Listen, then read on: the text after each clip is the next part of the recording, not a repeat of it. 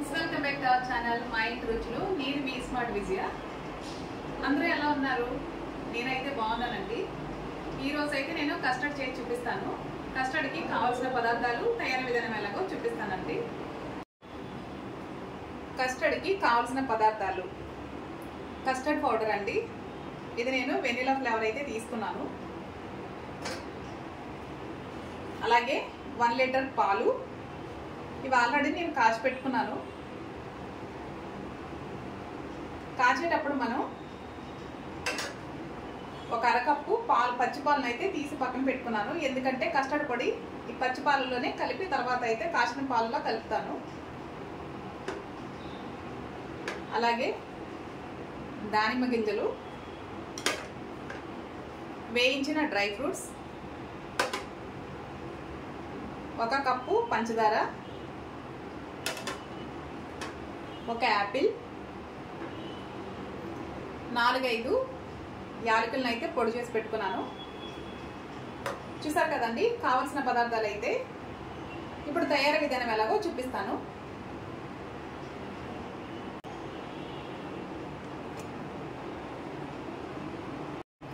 ముందుగా స్టవ్ అయితే వెలిగించుకొని పాలు అయితే పెట్టుకుందాము. ఆల్రెడీ కాచిన పాలే కాబట్టి ఒక 2-3 నిమిషాలు వేడైన తర్వాత పంచదారని అయితే వేస్తాను. పాలు అయితే పొంగొచ్చాయండి. ఇప్పుడు పంచదారని అయితే యాడ్ చేస్తున్నాను.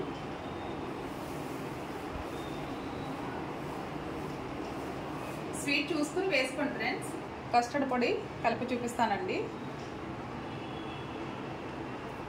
ఈ పౌడర్ ఎలాంటి ఉండలు లేకుండా కలుపుకోవాలి.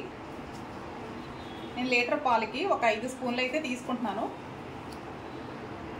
మీకు కొంచెం పలచగా అనిపిస్తే కొంచెం ఎక్స్ట్రా వేసుకోండి, లేదనంటే కొంచెం తగ్గించుకోండి.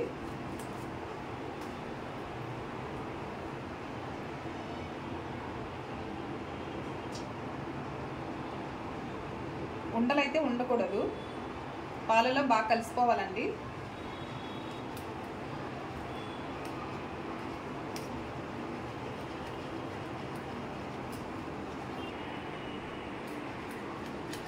చూసారు కదండి ఎలాంటి ఉండలు లేకుండా పాలలో మొత్తం కలిసిపోయింది. ఇప్పుడు కాగుతున్న పాలలో అయితే మనం వేసుకుందాము. వేసుకుని ఇక్కడ కూడా ఎలాంటి ఉండలు లేకుండా జాగ్రత్తగా అయితే కలుపుకోవాలి. నేనైతే సిమ్లో పెట్టి కలుపుతున్నాను. ఇది మనకి బాగా ఉడికేంత వరకు అయితే కలుపుతూనే ఉండాలి, లేదంటే ఇక్కడ కూడా మనకి ఉండలు కట్టేస్తుంది. చూసారు కదండి ఇలా మనం ఒక 10 మినిట్స్ అయితే ఉడికించుకోవాలి. ఇలా కలుపుకుంటూనే ఉండాలి.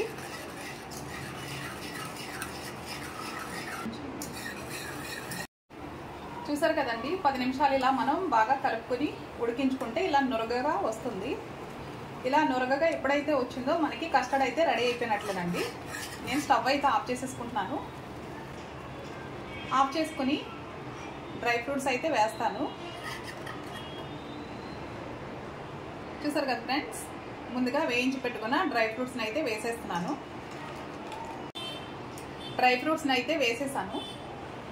ఇప్పుడు ముందుగా పొడి చేసి పెట్టుకున్న యాలకుల పొడిని కూడా వేసేస్తున్నాను. కొంచెం చల్లారిన తర్వాత అయితే నేను ఫ్రూట్స్ అయితే యాడ్ చేస్తానండి. బాగా చల్లారిన తర్వాత ఒక 1 అవర్ అయితే ఫ్రిడ్జ్లో పెట్టుకుని తింటే చాలా చాలా బాగుంటుందండి. ఇప్పుడు నేను గార్నిష్ చేసి అయితే చూపిస్తాను.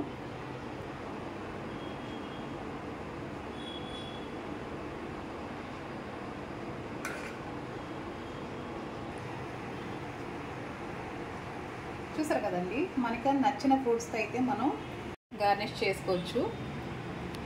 చూసారు కదండి ఎంత కలర్ఫుల్గా ఉందో. చల్ల చల్లగా కూల్ కూల్గా తింటే టేస్ట్ అయితే అదిరిపోతుంది. చూసారు కదా ఫ్రెండ్స్, నచ్చినట్లయితే తప్పకుండా లైక్ చేయండి, షేర్ చేయండి. ఈ రెసిపీ మీరు కూడా ట్రై చేసి మీకు ఎలా వచ్చిందో నాకు కామెంట్స్లో చెప్పండి. కస్టర్డ్ అయితే రెడీ అయిపోయింది కదండి. టేస్ట్ చూసి ఎలా ఉందో నేను చెప్తాను.